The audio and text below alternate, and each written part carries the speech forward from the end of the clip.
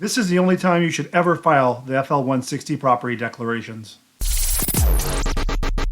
If you're trying to do your own divorce, and let's say you go to the self-help center, they're going to hand you a packet. And the packet's going to include several forms: a summons, petition, and property declarations, to name a few. You see, the court treats everybody the same. They assume you're going to trial. What they don't recognize is that many people are going through an amicable divorce, and many of those forms are not required. And here's my issue with the property declarations. The first issue I have with these is you're listing a ton of information and putting it out there for public record. You're listing full names of accounts, your vehicles, bank account numbers, 401ks, and all of the values that go along with them. Secondly, the only reason that these property declarations are useful or needed is in what's called true default cases, where there is no agreement between the parties, and you are trying to let the court know the value of the assets so you can divide them equally, which must occur in a default divorce, so the court can see, yes, these are the values of the assets and debts, and yes, you are supplying the court with an equal division of assets and debts on a true default case. Property declarations are not required when going through an uncontested or amicable divorce case where both parties are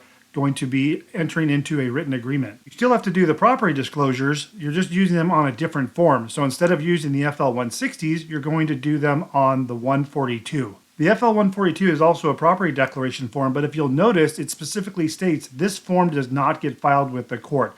That's one of the biggest differentiators between the property declaration and the FL-142. One of the biggest issues we see with people even going through an amicable uncontested divorce where they plan on entering into a full agreement is they will prepare the property declarations because that's the form the court gave you and that's what it says to do on the petition.